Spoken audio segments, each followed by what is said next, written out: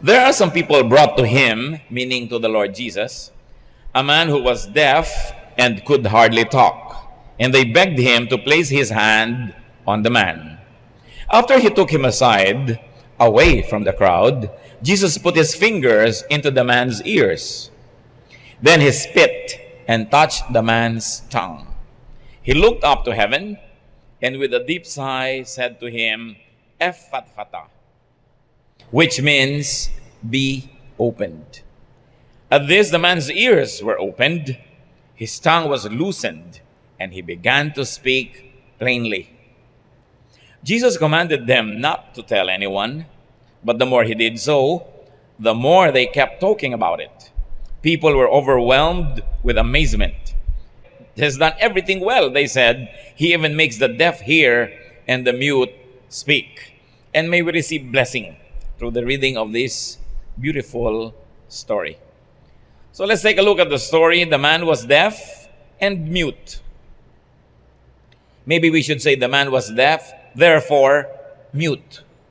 Dahil sabi po ng mga doktor, ito daw pong deaf person is unable to speak because he cannot articulate the sound of spoken words. Why not? Because he cannot imitate the sound of what he does not hear.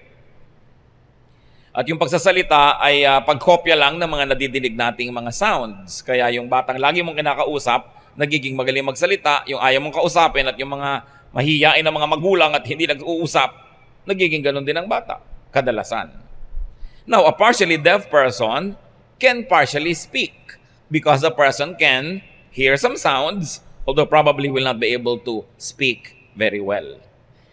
So ito po yung dinalang pasyente sa Panginoon, isang deaf and mute. And the people asked Jesus to lay his hand on the man. Kailangan hawakan niya.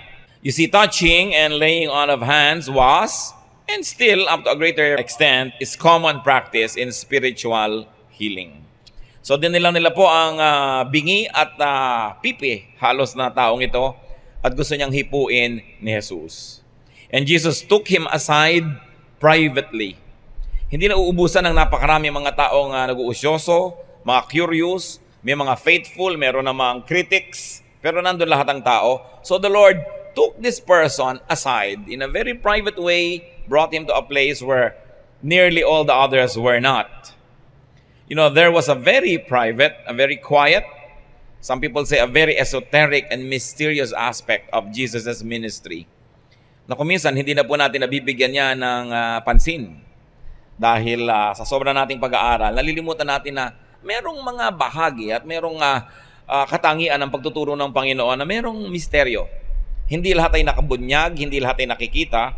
Kaya naman, ang pinakamadalas niyang ibilin sa mga tao, bukod sa huwag kang matakot, ay huwag mong ipagsabi ang nangyari. This admonition for secrecy is a frequent theme in the Gospels. Apparently, the Lord has a way, probably a technique, a system of bringing these people into a situation where they could be healed. And this was not shown publicly. So the Lord would always set people aside, bring them away from the crowd, heal in secret almost, and then tell the people, don't tell others what happened. Keep quiet. And what did the Lord do? The Lord stuck his fingers into the patient's ears. Siyempre, hindi naman siguro buong-buong inilubog niya yung daliri niya doon sa tenga dahil mararating na yung utak ng tao. Hinawakan lang siguro yung medyo bunganga ng tenga. It was a form of forceful and localized touch. And prophecy must be remembered. Isaiah 35:5, then will the eyes of the blind be opened and the ears of the deaf unstopped. Isa itong prophetic sign, isang pangitain at isang patotoo na dumarating na at pumapasok na ang panahon ng kaligtasan. It is a prophetic sign that would signal the age of redemption, the age of the Messiah.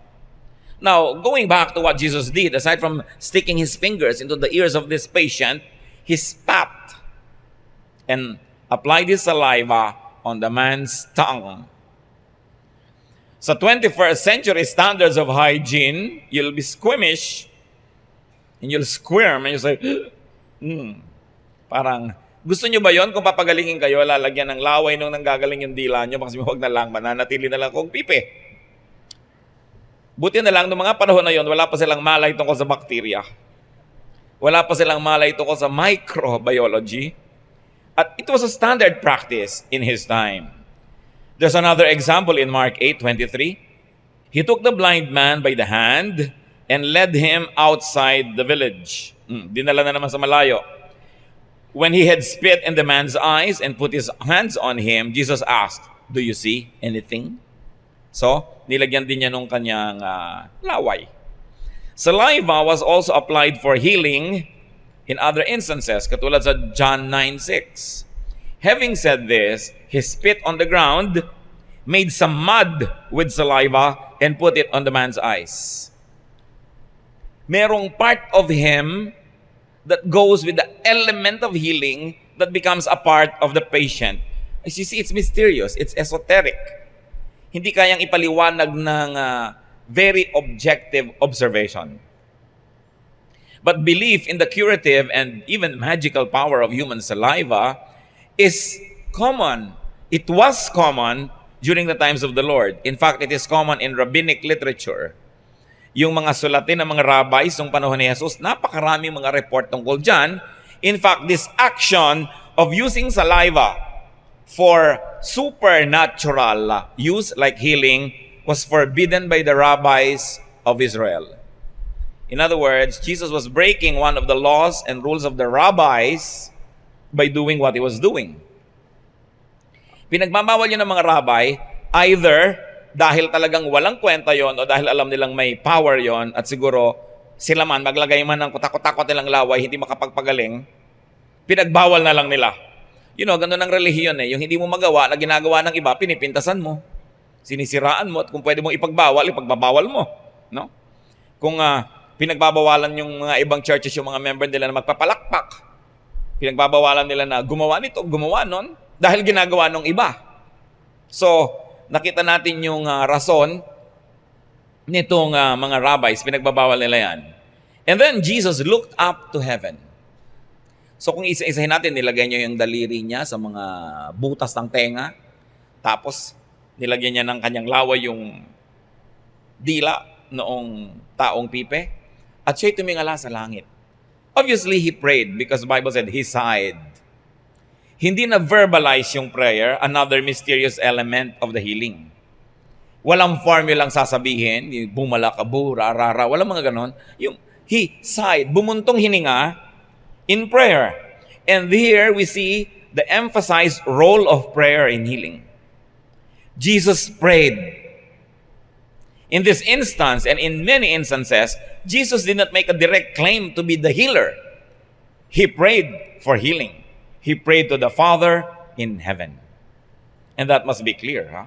And then he said, Ephata, meaning be opened. Isa sa mga patotoong napaka-genuine ng statement na ito because it's in Aramaic. It's a direct quote na bumaba sa tradisyon hanggang masulat sa Biblia yung sinabi niya na salita na ito. And it is a command. Now we see another element, the power of Jesus' words. It was a command. Sabi niya, be opened. Akala mo isang living being yung kinausap. Be opened. It's a command. Kaya siguro, ang mga herbolaryo ng Pilipinas ay bumubulong sa mga langis at mga bago ipahid-pahid sa binubulong-bulungan nila. Who knows? They might also be commanding the liquid to do something supernatural na, syempre, ipinagbawal uli ng relihiyon. No? Christian theologians demonized this practice. Maybe because the Christian theologians cannot do anything kahit magbubulong sila. This is something that you must always look at religion because, religion is always having competition. Not everything that a religious group or a religious organization says must be taken for what it is because usually it is being said to fight the competition. Kaya dapat nire-review mo ang pananaw. At trabaho ng mga relihiyon to demonize everybody and everything outside of them. Tatakutin ka, demonic yan, evil yan, para huwag kang lumapit doon. Dahil baka ka mapagaling doon na hindi mo na sila balikan. Dahil hindi ka nila mapagaling. Hindi ko po sinasabi na walang ginagawang masama ang mga espiritong masasama. Pero hindi lahat ng hindi natin naiintindihan, ile-label nyo agad demonic. Because it might even be the work of God that you just do not understand. Katulad nung panahon ni Jesus, na siya ay nagpapalaya sa mga masasamang espiritu. Anong sabi naman ng relihiyon? Anong sabi ng templo? Nagpapalaya siya ng masamang espiritu kasi masamang espiritu din yan eh. Nagkakaintindihan sila, nagko-cooperate sila para magpa-impress. They called the work of Jesus the work of Beelzebub, the work of the prince of demons, dahil naiinggit sila at hindi nila magawa yon. Kaya huwag din kayo nagpapapaniwala ngayon sa lahat ng religious leader na sabihin, kulto yan, demonic yan, evil yan, baka kuminsan inggit lang sila. Nangyayari yon. Kaya kailangan susuriin mo, ano bang doktrina ang sinasabi nila, ang ginagawa nila. Hindi ako agad-agad na lang maniniwala. I'd like to share with you something very interesting which probably you should personally investigate. Reportedly, there is this Japanese called Masaru Emoto, no? At nagsulat siya among many books, Secret Life of Water. Anong ginawa nitong si Masaru Emoto? Nag-e-eksperimento siya sa mga tubig. Halimbawa, papakinggan niya ng classical music, papakinggan niya ng rock, o kaya mumurahin niya yung tubig, pupurihin niya yung tubig, kung ano nang ginagawa niya sa tubig. Tapos bigla niyang fini-freeze. May technology siya to suddenly freeze the water and then take molecular level photos. Through very powerful microscopes and cameras, kinukuha na niya yung molecular arrangement ng tubig. At ito yung inilathala niya sa libro. Alam niyo po ang nakita niya? Yung tubig na pinakinig niya sa classical music, ang ganda-ganda ng arrangement ng mga molecules. Meron ding pattern, may balance, may harmony. Yung tubig na pinakinig niya sa rock, nagkawasak-wasak yung mga molecules. Nagkagiba-giba at ang pangit-pangit ng arrangement, parang sumabog.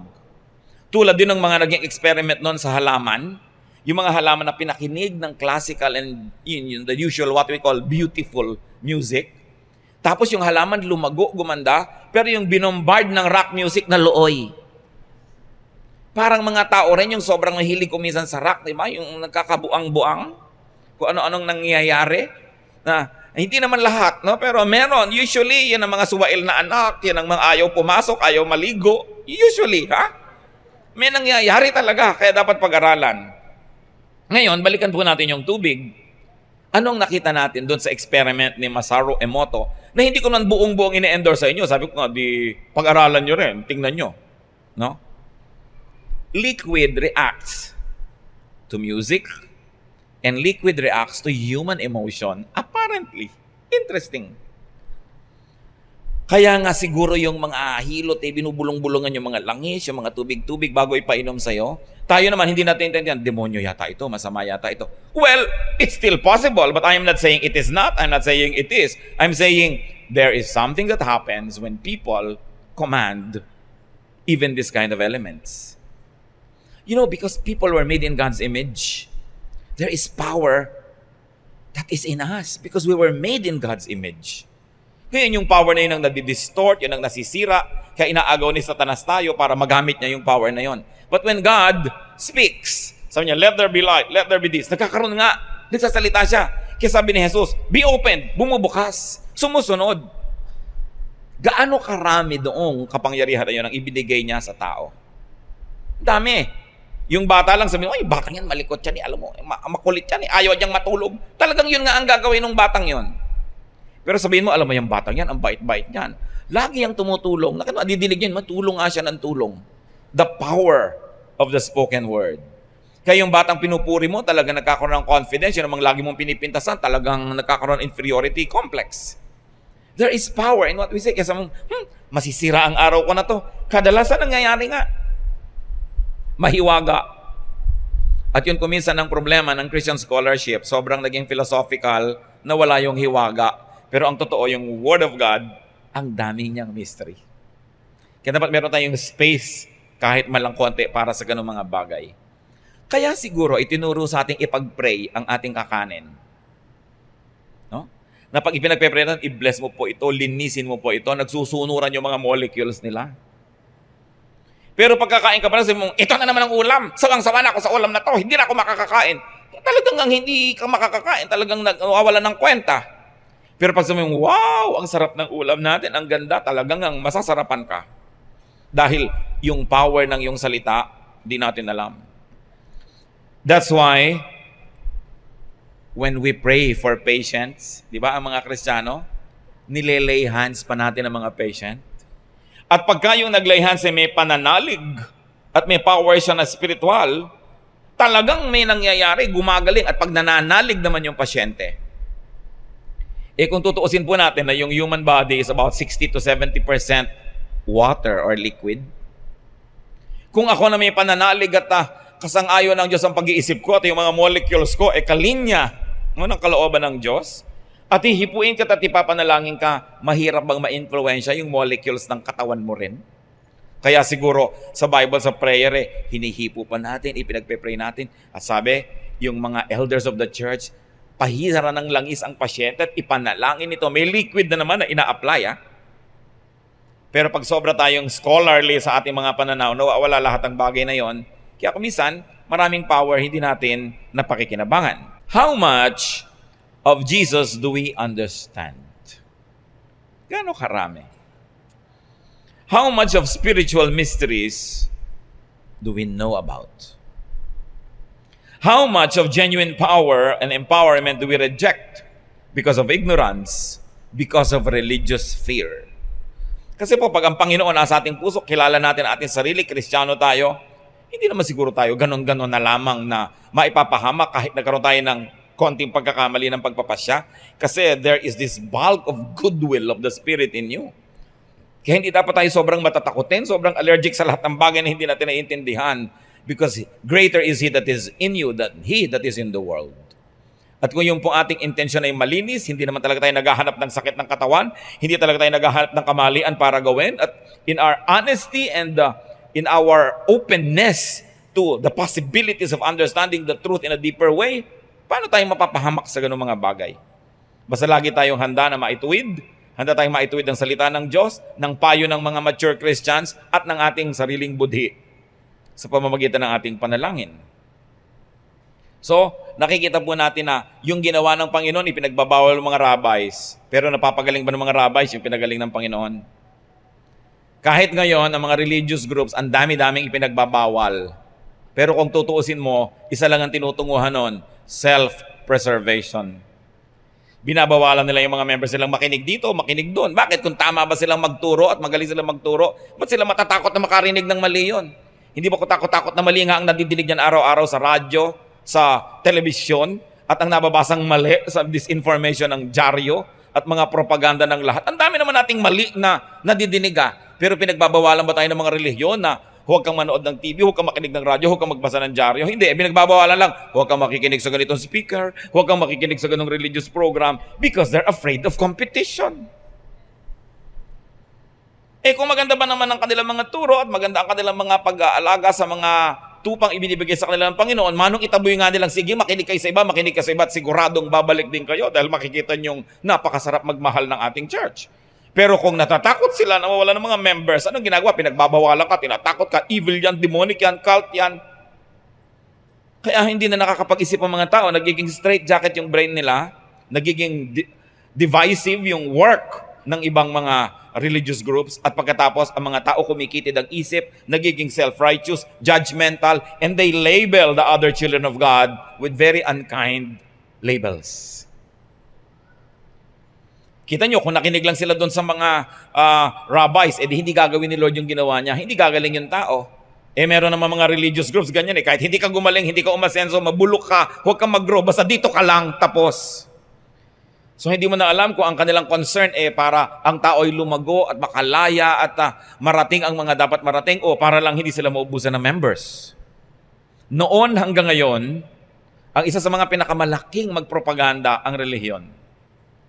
At dapat ang mga anak ng Diyos bukas ang isip tungkol dyan. Na hindi ka agad-agad naniniwala sa mga propaganda. Sapagkat ang salita ng Diyos, ang katuruan niya, napakarami natin pwedeng pagpulutan. Kung lilimitahan mo ang iyong isip, paliliitin mo lang pinanggagalingan mo, hindi ka na mag-move from glory to glory, and probably you will never be healed. Sa history naman, alam natin, powerful and victorious religions dominate, therefore they write the rules. They write history. Victorious religions and denominations become the church. then the weak and dominated and vanquished religions become branded as cults and heresies. Kahit nung unang panahon, ang mga pananampalataya sa Panginoong Hesus tinawag na kulto. Even the followers of the so-called the way of Jesus of Nazareth, before it became strong, before it became called Christianity, before it became the church, was called a sect. Sekta ang tawag nila sa mga sumusunod kay Jesus. Kaya sa Acts 24:5, among other verses, we have found this man to be a troublemaker, stirring up riots among the Jews all over the world, tungkol kay Paul. He is a ringleader of the Nazarene sect. Yun ang tawag nila sa mga Kristiyano noon. Matagal bago tinawag na Christians, hindi tinawag na Christians sa God. Nazarene sect. Alam niyo po, nung panahon ng Panginoong Jesus, maraming sekta. Meron silang isang Diyos, meron silang isang bayan, pero sa Israel mismo, may mga sekta ng mga rabbis, may sekta ng mga Pharisees, may sekta ng mga, katulad dito, mga Nazarenes ang tawag sa kanila. May sekta si John the Baptist nung una. May mga kung ano-anong mga Nazarenes, merong mga militant na mga sekta na lumalaban talaga sila sa Roma, but they were all under the economy of this one religion in Israel. And obviously, there was a lot of religious tolerance. Kaya kahit sa istorya nitong si Jonah, no, na inihagi sa tubig at kinain ng isda for 3 days, nung sinisiklot-siklot na ng alon nitong sinasakyan nilang barko, anong sabi po ng kapitan? O kayo, magdasal-dasal kayo sa kanya-kanyang Diyos. At nang malaman natin kung anong lunas ito, nakita niyo po yung religious tolerance nila noon. Na pati sa panahon ni Lord, ang dami-daming mga groups, may kanya-kanya mga shades of meaning, and they were all coexisting with one another. Well, of course, obviously, competing also with one another for membership. Pero hindi naman naging one Christian church agad yan. Ang dami-dami pang mga grupo-grupo na sa pagtagal ng panahon, yung mga nakapagwagi sa mga kompetisyon, naging makapangyarihan, sila ngayon na nagsulat na kasaysayan, even the history of the church. Sila ang nagdikta kung anong tama, anong mali, at ano nangyari, lahat ng kalaban nila, yun ang natawag ng mga heretics.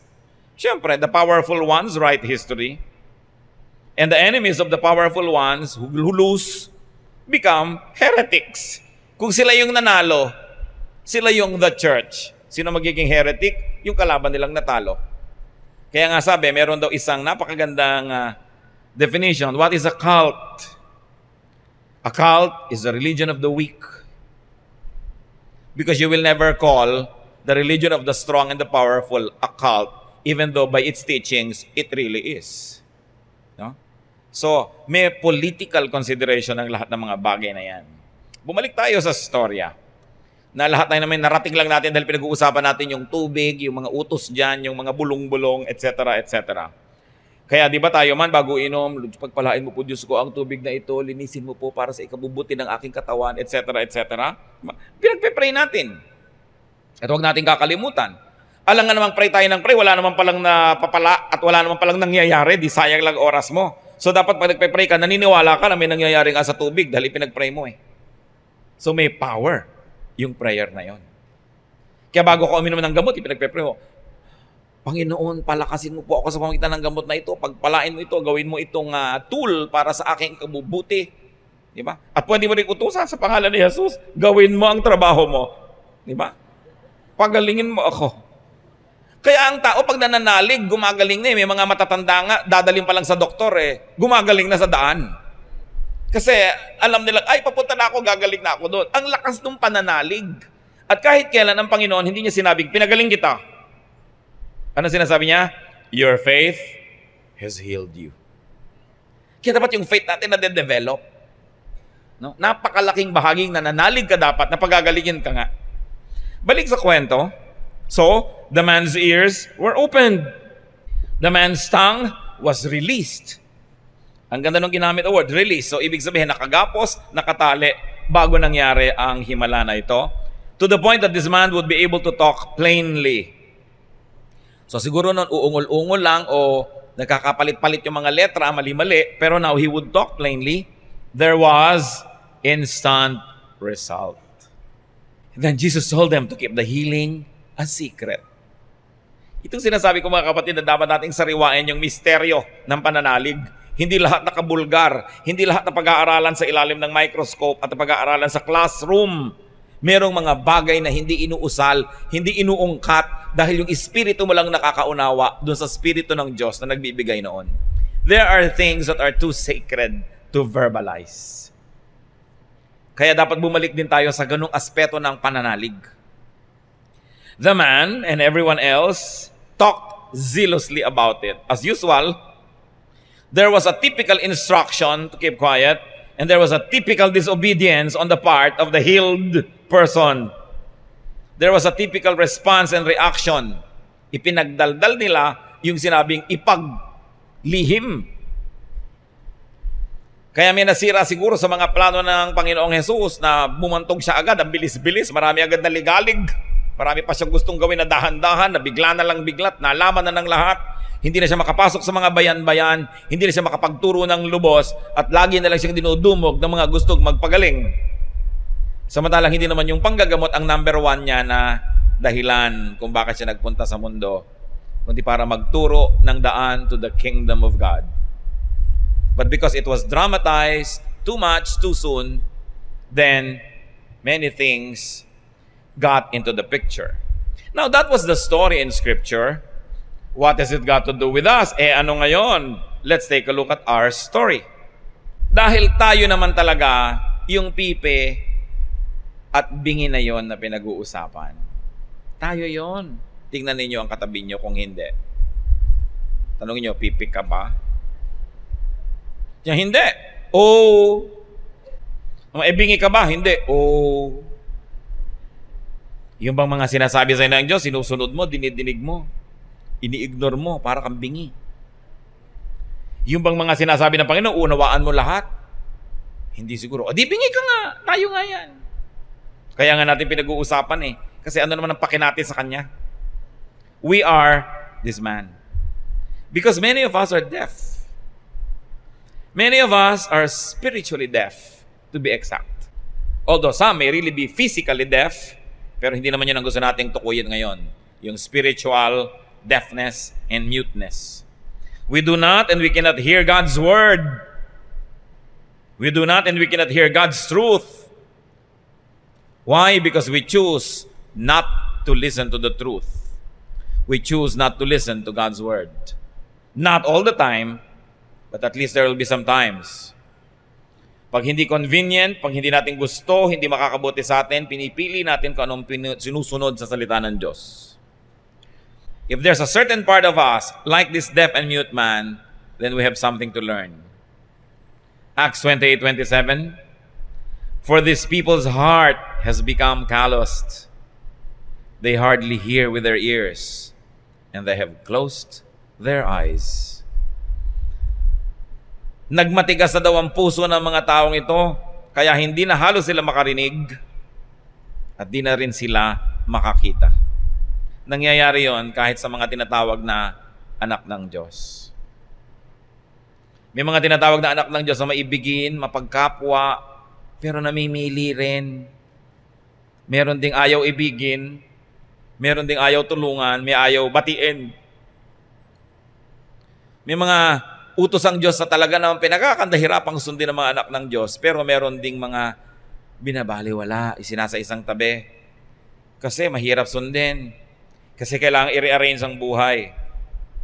Because we do not and cannot hear the truth, because we were selective in what we like to hear, then we also become dumb when it comes to speaking in truth and about the truth.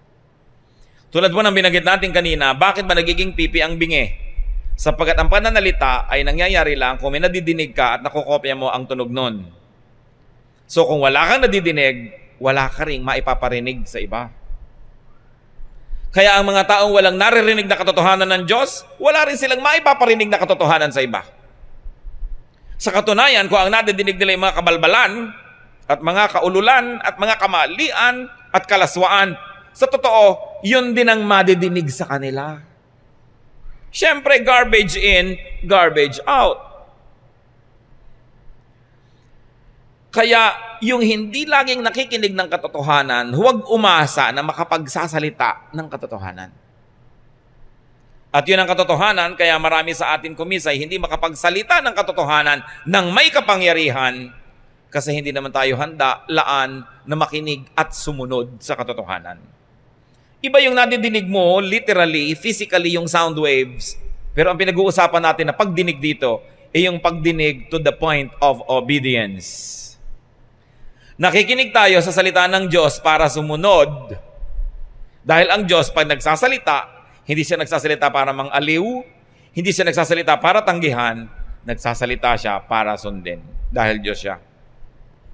So, pag nagsasalita ang Biblia, pag nagsasalita ang mga katuruan, sinusunod ba nating lahat o namimili tayo? Sapagkat kung pinipili lang natin kung ano yung katanggap-tanggap, kaibig-ibig at masarap sundin, malilimita ang ating bokabularyo dun din at pag nagsalita tayo, hanggang dun lang tayo pwede magsalita. That's why if you are deaf, you will be dumb. That's why many people are spiritually dumb because they are spiritually deaf. So you don't hear inspiring words from them when you need inspiration. You don't hear empowering and encouraging words from them when you are weak. You don't hear guiding and inspiring and empowering words when you need it. Kadalasan, ang nadidinig mong salita pa sa kanila, yung nakakapagpahina ng loob, yung nakakapagpagalit, yung nakakalito, kasi yun lang ang dinidinig din nila. What goes in, comes out. No truth in, no truth out.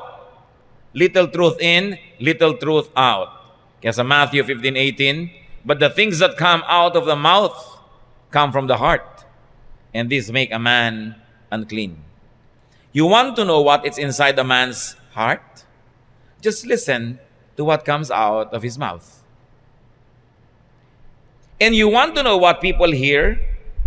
Just listen to them speak, because what they hear is what they will say. Kaya nakikita niyo yung mga taong nakababad sa salita ng Diyos, pag bumaka ng bibig, verses. Yung mga tao na nakababad sa kabutihan at kabanalan ng Diyos, pag bumuka ang bibig, kabanalan, kabutihan. Kaya hindi mahirap malaman kung anong laman ng puso ng tao. May magsasabi, Christian siya, Christian leader siya, siya ay deacon or elder o pastor. Pero pag nagsalita, lalo laban dun sa mga kakompetensya nila sa kanilang bukasyon, malalaman mo kung ano laman ng puso. Therefore, malalaman mo kung anong dinidinig ng tainga. Hindi ba hirap na malaman? We need the touch of Jesus so our ears can hear the truth. We need. John 8:46-47, if I am telling the truth, why don't you believe me? He who belongs to God, read it? Yan. He who belongs to God hears what God says. So if you don't hear what God says, you know the conclusion. You probably do not belong. Or you belong pero nagbibingi-bingihan. Kaya kailangan ng pagbabagong loob. We need the touch of Jesus so our tongues can speak the truth.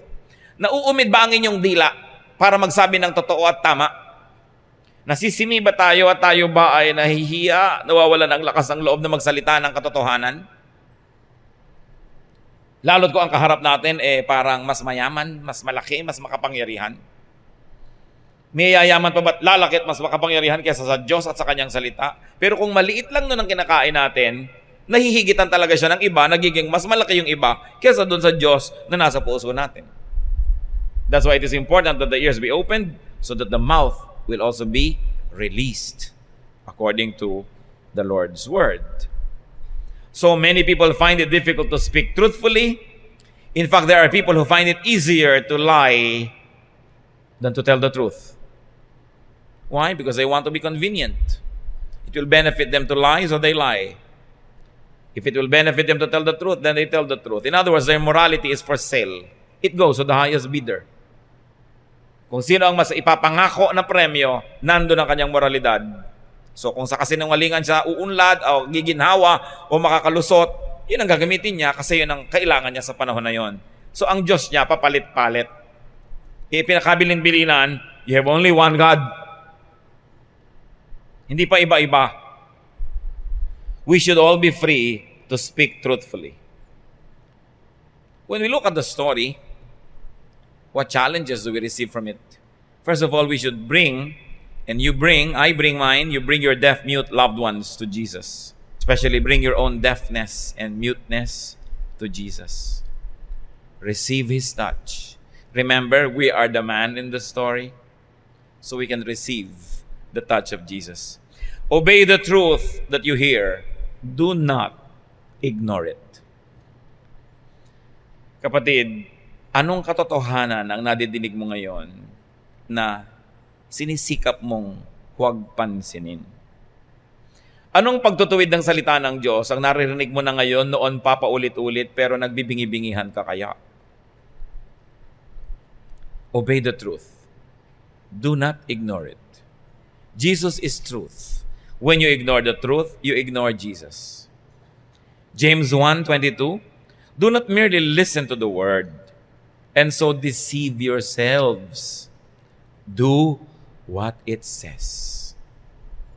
Siya, huwag lang kayong makinig. Nililin lang nyo lang ang sarili nyo. Kung matapos yung marinig, di nyo na masusundin. Niya, sundin nyo ang sinasabi. Sapagkat yan ang mainam, yan ang mabuti, yan ang tama. Disobedience to God is equated with deafness. And deafness definitely leads to muteness. If we continue to play deaf to God's teachings, then we will become mute and cannot teach.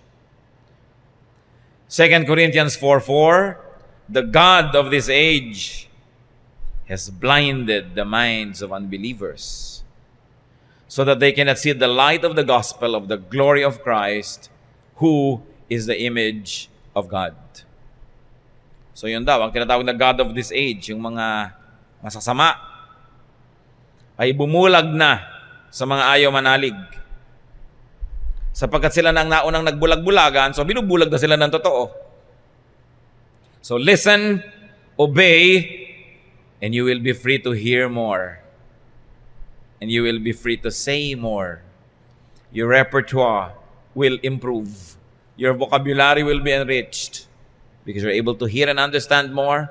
Therefore, you're able to say more and you'll be understood better. We have to change from glory to glory. Huwag tayong sumaya na hanggang dyan lang yung spiritual level. 2 Corinthians 3:18, we who with unveiled faces all reflect the Lord's glory are being transformed into His likeness with ever-increasing glory. Pabanal ng pabanal, lalong nagiging kawangis ng Diyos. Tuloy-tuloy na umaasenso ang paglagong espiritual. Yan ang inaasahan sa atin. At yan ang dapat din nating asahan. So we're here to understand, and we understand to speak well. Can we speak well about God? Can we speak well about godliness? Can we explain beautiful, mysterious, grand things of God? Are we equipped? Do we have the vocabulary? If not, we just must listen some more and practice through obedience. And definitely we will become eloquent if we forever and always and constantly dedicate ourselves to hearing the word of God. So we need Jesus' touch so our ears and tongues may be healed. The way to speaking well is by listening well. Kaya sabi sa James 1:19, my brothers, take note of this. Everyone should be quick to listen, slow to speak. Dear God, we thank you for your reminders. Salamat po sapagkat mahal nyo kami. Hindi nyo kami pinababayaan. Salamat po, O Diyos, dahil kayo po ay nagbibigay ng paraan para lalo kaming mapaalalahanan sapagkat ang gusto nyo hindi tumigil ang pag-asenso ng aming espiritu. Lumalapit kami ngayon, Panginoon, at nagpapasuri sa inyo. Ayaw naming makinig lang. Gusto namin magkaroon ng aksyon, Panginoon, dahil kami nakinig. Tulad ng ginawa mo, Panginoon, na paghipo sa lalaking iyon na tinunghayan namin ang kasaysayan. Hipuin niyo po ang aming mga tainga. Utusan ninyo na magbukas ito. Hipuin ninyo ang aming dila, Panginoon. Lagyan niyo, Panginoon, ng inyong kapangyarihan. Let your element be ours, O God, so that we may partake of your essence and we may be set free. Hipuin niyo ang tainga, hipuin niyo ang mga dila ng bawat isa sa aming kailangang mapalaya. Kayo ang pinakamagaling mag-diagnose, kayo ang nakakaalam ng sitwasyon. Let your spirit be free to move among us, O God, and minister to those who need your ministration in the amount, in the way that you deem best because you know what's best. Inilalatag namin na aming sarili sa iyong paanan.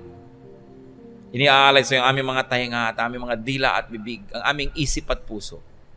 Paghimalaan niyo po kami. Nananalig kami sa iyo, O Diyos, na kayo'y kumikilos. Linisin niyo po kami at bigyan ng kapangyarihang makarinig at magsalita bilang mga matagumpay, makapangyarihang mga anak mo.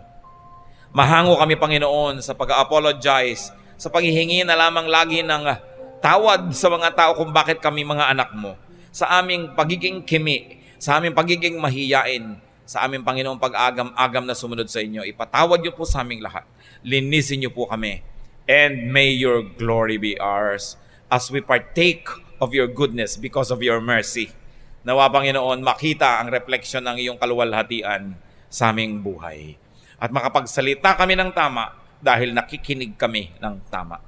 Ganon din naman, Panginoon, humihiling kami ng spirit of discernment, na maging bantay ang espiritu ng discernment na ito sa aming tainga, na tanggihan namin ang mga kamalian na gustong pumasok.